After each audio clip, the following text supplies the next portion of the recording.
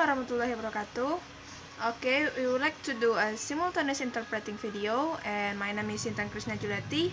The second member will be Liza Purnamasari, and the third session will be taken by Hidayatul Fadila. Okay, in this session, we would like to take a simultaneous video about the interesting technique of presentation. The speaker is Afi Hidayat. Okay, here we go.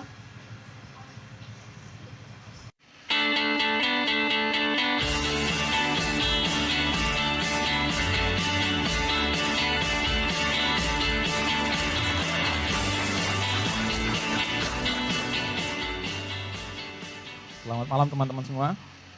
Hello, good afternoon. Kalau saya berkunjung ke Indonesia itu saya senang lihat nih ruangannya penuh. Terasa sekali kalau kita haus ilmu dan mengejarnya. Entah apakah slide-nya di Dilan, nggak tahu. Nah, ngomong-ngomong soal Dilan, saya mau ramal sedikit. Setelah acara ini kan kita nggak mungkin ketemu Melia. Kantinnya ditutup.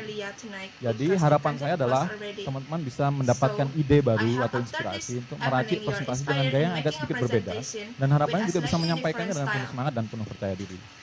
Kadang kalau kita berpikir tentang presentasi, itu konteksnya harus serius. Apakah forum seperti ini, Buka Talk atau TED Talk malah, atau ketika kita mencoba menjelaskan sesuatu yang teknis secara detail di sebuah konferensi. Nah sebenarnya nggak seperti itu. Kalau teman-teman punya gagasan untuk ide baru, untuk proyek baru atau produk baru, product planning atau sprint planning, nah itu sebenarnya terkadang tanpa sadar kita sudah masukkan unsur-unsur aktivitas yang suka kita berikan kalau bikin presentasi yang serius. Bahkan dalam konteks wawancara sekalipun, apakah wawancaranya dengan calon atasan atau calon mertua, kita kadang-kadang sengaja memasukkan teknik-teknik yang kita biasa pakai untuk presentasi. Kalau dalam urusan komunikasi, presentasi kan lawannya tuh bertolak belakang sekali dengan yang namanya curhat kan. Curhat itu kita mau yang dicurhatin ya dengerin aja, nggak usah ngasih ide-ide yang aneh-aneh atau malah memberikan komentar yang nggak jelas kan. Pokoknya dengerin aja gitu. Sebentar lagi mungkin ada chatbot untuk curhat. Ide startup. Sementara kalau presentasi justru berbeda. Kita mau yang mendengarkan itu juga mendapatkan suatu manfaat. Makanya ada framework yang namanya what's in it for me, atau bahasa Indonesianya apanya sih buat gua, disingkat ABG.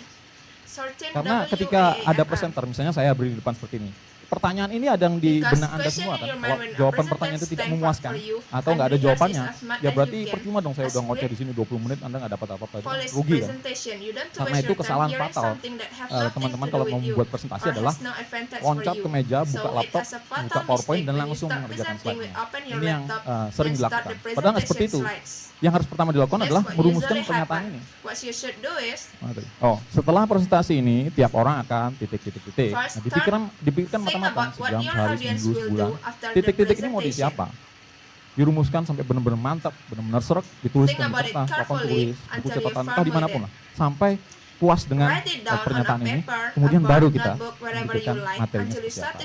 Nah, untuk materinya sendiri, dalam presentasi ini saya akan menggunakan framework untuk membahas 3 ya. Bagaimana cara kita pertama meracik bahannya supaya memikat.